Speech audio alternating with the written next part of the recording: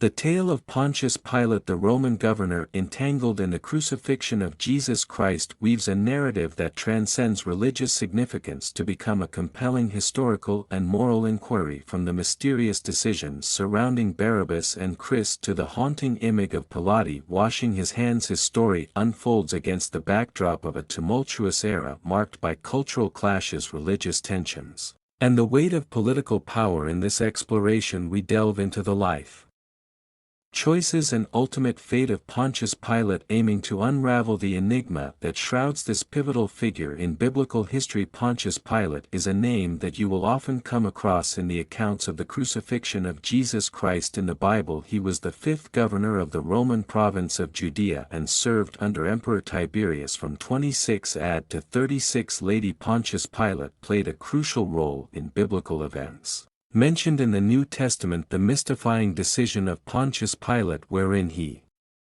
permitted the Jews to select the release of Barabbas, a notorious criminal in Judea, instead of Jesus, whom he knew to be falsely accused, left an indelible mark on his legacy, shrouded in a mystery that remains elusive to unravel. Despite his wife dreaming about Jesus the night before and advising him not to get involved with him, Pilate ended up handing Christ over to be crucified. After the people chose Barabbas, Pilate made the gesture of washing his hands, indicating that he had nothing to do with that unjust decision. Yet this could not save him from his fate. For that reason, in today's video we will discuss the life and tragic death of Pontius Pilate, who he was, how he rose to power, why he washed his hands and allowed Jesus to be crucified, and what were the tragic consequences of the wrong choices he made. Please stay with me until the end, as you will be surprised by the ending of his story. But first, do me a little favor by hitting the like button to support the channel, and also subscribe.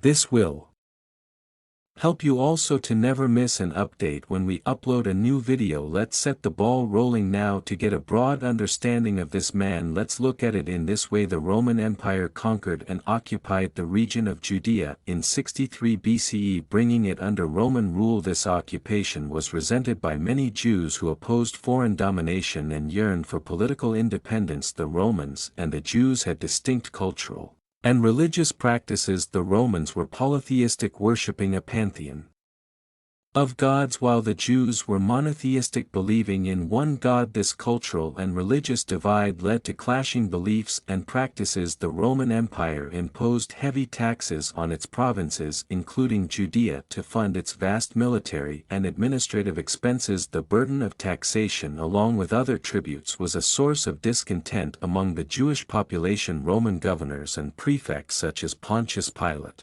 were appointed to oversee the provinces. Their authority included maintaining order, collecting taxes, and ensuring loyalty to the Roman Empire. The manner in which these officials exercised their power sometimes led to conflict with the local population. The Romans sometimes showed cultural insensitivity to Jewish religious practices. For example, attempts to install Roman emblems or statues in Jerusalem which conflicted with Jewish religious beliefs against graven images provoked outrage and protests. There were sporadic uprisings and resistance movements among the Jewish population against Roman rule. Groups like the Zealots sought to resist Roman authority through armed rebellion, contributing to an atmosphere of tension and unrest. The religious zeal of the Jews played a significant role. They believed in a special covenant with God and resented any foreign interference in their religious affairs. The Romans, in turn, often perceived Jewish religious practices as peculiar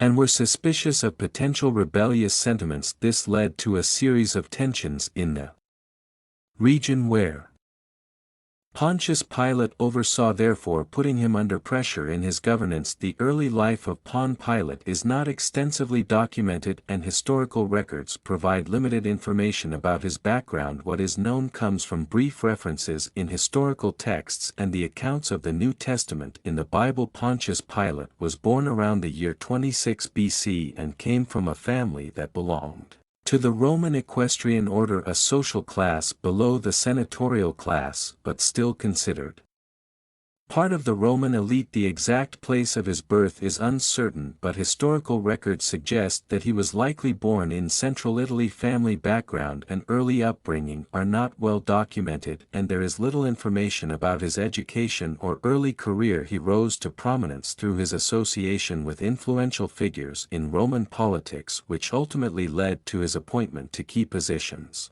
within the Roman Empire. Pilate's entry into public service is often attributed to his connections and relationships with influential individuals in Rome. It was not uncommon for individuals from the equestrian class to secure positions within the Roman administration through familial or political connections. Pilate's career in public service progressed, and he eventually became the prefect governor of the Roman province of Judea, a position he held from approximately 26 to 36 CE. Pilate shared a limited amount of civil and religious power with the Jewish Sanhedrin assembly of either 23 or 71 elders. As a prefect of Judea, he was responsible for the overall civil administration of the province. This included the enforcement of Roman law, the maintenance of public order, and the administration of justice. The prefect had command over the Roman military forces stationed in Judea. This authority allowed him to use military power to maintain order, suppress rebellions,